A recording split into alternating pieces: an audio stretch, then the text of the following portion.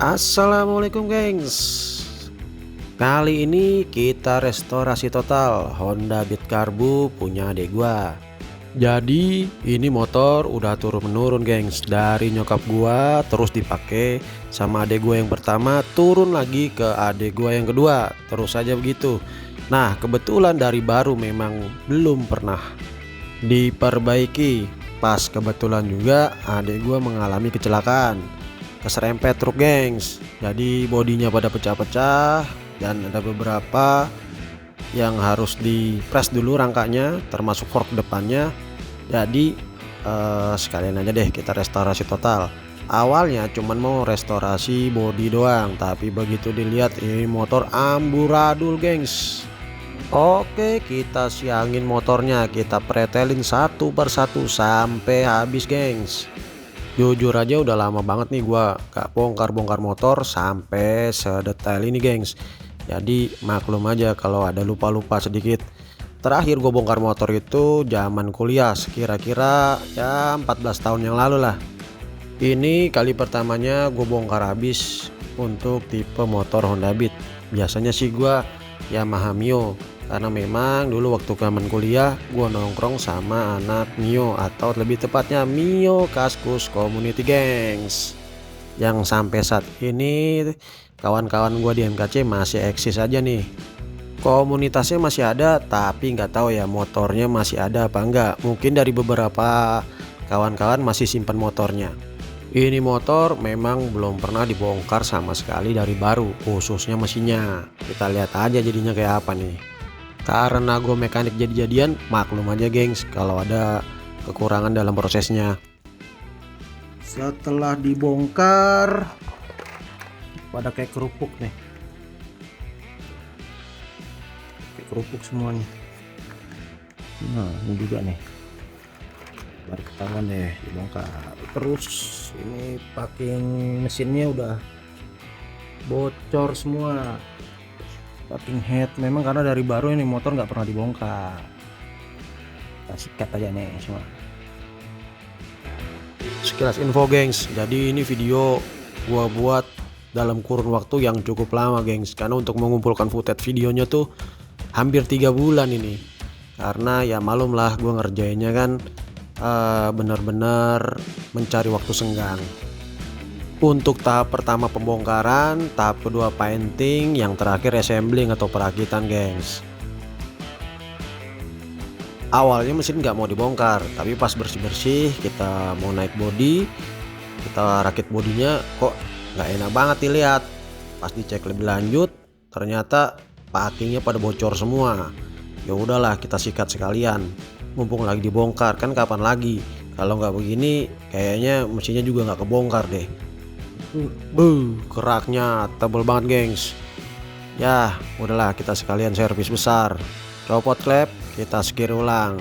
Untuk part mesinnya kita bersihkan, kita ganti share sama ringnya sekalian biar lebih fresh dan kompresinya juga lebih padat. Nah kita naikin jadi oversize 50 aja cukup gua rasa. Yang asem lagi buka kirian nih, ada aja baut seleknya. Jadi ya kita lakukan pengetokan pada baut tersebut. Nanti baut-bautnya ini kita ganti semua, jadi biar lebih baru dan nggak ada baut yang selek. Juga kalau lagi bongkar biar lebih enak nantinya. Nggak tahu nih kunci gua lengkap apa enggak, karena memang kunci-kunci yang gua pakai ini ya sisaan zaman Ricky Flick lah. Zaman dulu gua masih sering bongkar-bongkar motor. Nah nanti untuk pembongkaran CVT sendiri gua minta tolong adik sepupu gua, karena pas kebetulan dia juga lagi bongkar motor nih. Kita beda rumah tapi bongkar motor sama-sama nih. Pas kebetulan kan, jadi enak bisa sharing kunci. Selesai juga bongkar, tinggal pembersihan. Oke.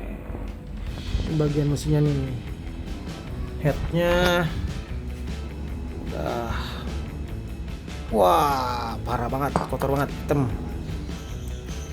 Sehernya ternyata mau udah minta ganti nih.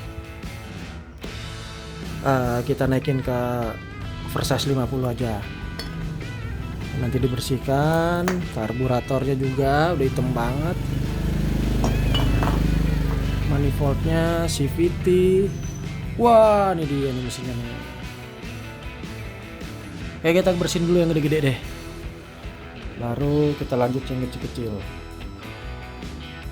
Oke, setelah selesai bongkar, kita bersihkan dari rangkanya terlebih dahulu, gengs. Di sini gue bersihkan pakai bensin dicampur deterjen, terus campur apa lagi ya, gue lupa ya. Oh ya, campur sabun cuci piring. Nah, racikan gue ala-ala nih, tapi ya lumayan lah bisa ngerontokin beberapa sisa oli yang nempel di rangka. Dan setelah itu gue bilas pakai sabun, dan hasilnya ya cukup lumayan lah. Nah, bantuan dateng. Akhirnya adek gue si Tommy datang juga nih bawa alat. Lanjut lagi pembersihan di sektor permesinan, gengs. Nah, untuk lebih detailnya pembersihan sektor mesin khususnya blok ada di video yang terpisah, gengs. Nah, ini untuk crankcase-nya pertama-tama gue bersihin dulu pakai sabun atau deterjen.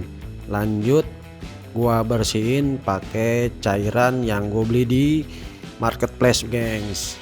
Ya lumayan lah, bisa kelihatan lebih bersih, nyaris-nyaris kayak di Sunblast atau di Vapor Blast. Kinclang bar, yeah.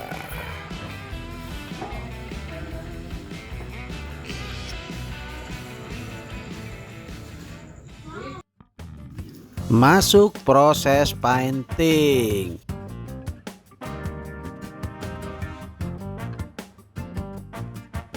Sebelum dicat, kita amplas dulu bodi halusnya sampai benar-benar halus, dan cat aslinya atau cat bawaannya terkelupas terlebih dahulu. Setelah diamplas, masuk ke epoksi. Di sini gua menggunakan cat aerosol ya. Untuk jenis catnya di sini gua pakai primer grey dari Diton Premium. Ini dilakukan beberapa kali pengulangan, 3 kali pengulangan agar hasilnya maksimal dan menutupi seluruh lapisan yang ada dalam panel bodi ini. Selanjutnya kita lakukan langkah yang gak kalah penting, gengs, yaitu sanding atau pengamplasan. Untuk amplasnya sendiri gua gunakan amplas 800. Diamplas sampai benar-benar kulit jeruknya itu menghilang. Untuk pengamplasan sendiri cukup amplas layang aja, nggak usah ditekan keras-keras, yang penting permukaannya halus. Setelah didempul, di sini gue melakukan koreksi dengan dempul spotter bagian-bagian yang berlubang atau mengisi panel-panel yang tidak rata. Nah, untuk dempul spotter ini digunakan pada bagian-bagian yang mungkin tipis-tipis aja ya, nggak bisa tebal-tebal karena memang ini dempulnya juga lunak. Setelah selesai didempul, kita amplas lagi, gengs, sampai dempulnya rata dengan permukaan yang ada di sekitarnya. Amplas lagi, dempul lagi, terus saja kita lakukan sampai benar-benar dirasa seluruh bagian panel udah rata, gengs. Ya sabar-sabar, inilah seninya ketika kita mengecat bodi motor. Dirasa sudah cukup dan seluruh lubang yang ada dalam panel bodi ini tertutup oleh dempul, kita epoksi kembali, gengs, sampai rata lagi dan diamplas lagi sampai benar-benar kulit jeruknya menghilang dengan amplas 800, gengs. Lanjut masuk cat dasar. Di sini gue menggunakan silver metallic dari Diton Premium. Diulang sampai beberapa kali sampai menutup semua panel, gengs. Gimana, gengs, hasilnya? Oke kan? Nah, setelah ini baru kita masuk ke cat utamanya.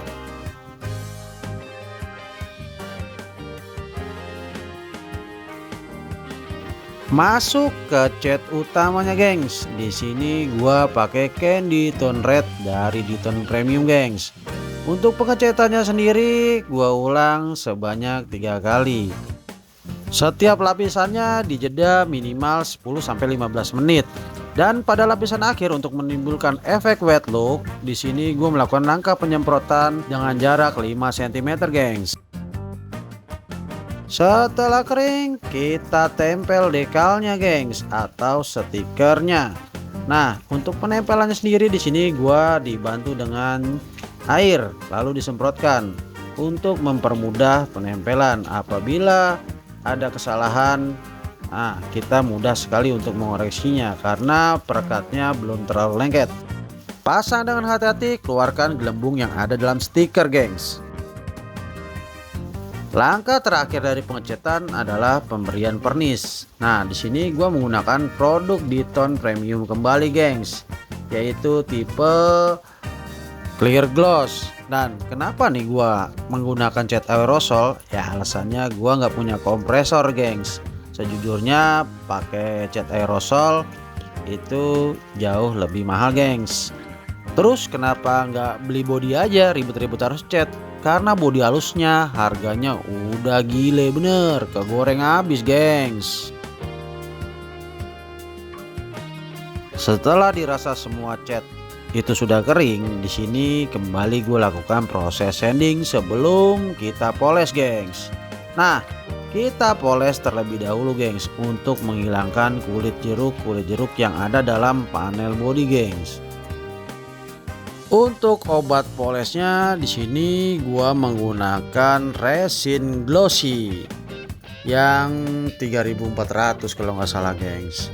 Nah, ini dilakukan dengan mesin poles rumahan yang kecil aja cukup. Kalau untuk motor mah yang penting kita sabar-sabar aja dan tidak terlalu ditekan.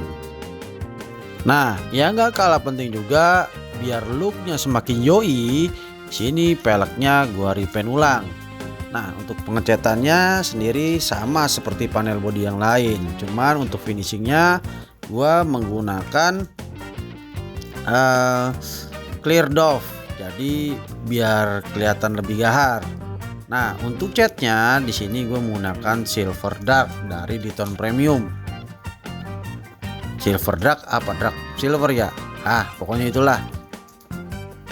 Proses pengecatan ini sejujurnya panjang banget, gengs.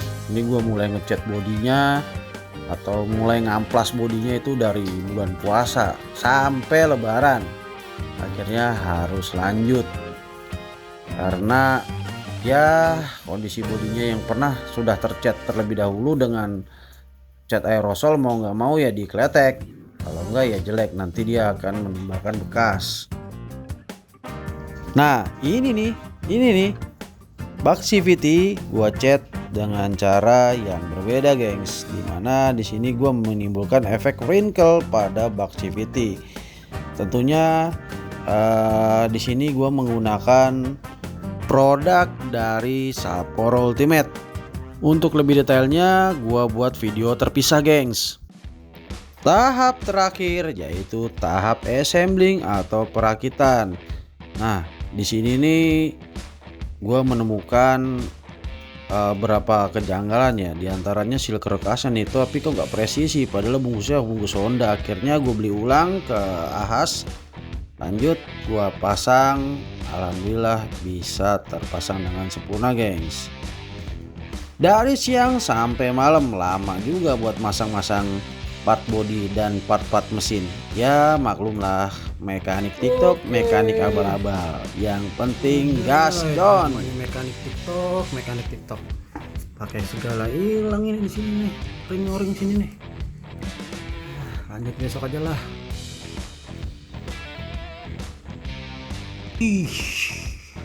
Udah nyantol mesinnya.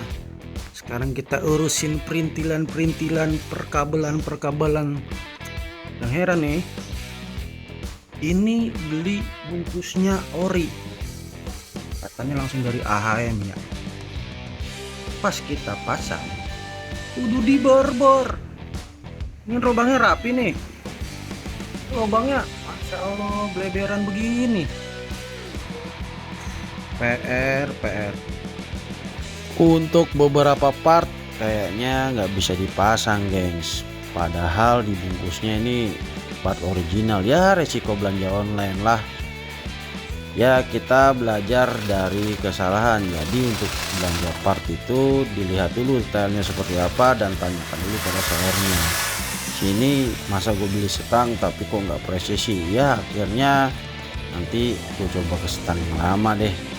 Dari siang ke malam, malam ke siang lagi, siang ke malam lagi. Ya malum aja, karena gua ngebengkel di rumah jadi nggak ada target buru-buru harus selesai gengs. Yang penting terpasang rapi dan semua berfungsi dengan normal. Sejujurnya gua lebih suka merakit atau memperbaiki motor batangan gengs. Karena apa, bodinya ya itu aja, nggak banyak, nggak ribet, semuanya kelihatan di luar. Kalau motor bebek atau motor matic, nah banyak banget perintilannya nih. Akhirnya hidup juga gengs. Tinggal gue ganti stang nih, nyala juga akhirnya. Udah malam aja nih gengs, lanjut kita rakit bodi halusnya. Mudah-mudahan dudukan bautnya nggak ada yang melenceng, jadi bisa lebih cepet. Memang restorasi motor itu bukan hanya butuh biaya, tapi waktu, kesabaran, dan mental kita juga harus kejaga nih. Ketika lagi bad mood tentunya akan mempengaruhi hasil gengs. Bongkar motor itu jauh lebih mudah dibanding merakitnya kembali. Mungkin kalau dibilang perbandingan 1:3 nih. Kadang nggak jarang setelah dirakit bautnya beranak. Oke gengs, gua rasa cerita panjang restorasi Honda Beat cukup sampai di sini dulu. Sekian dari gua, sampai berjumpa di video selanjutnya. Bye bye.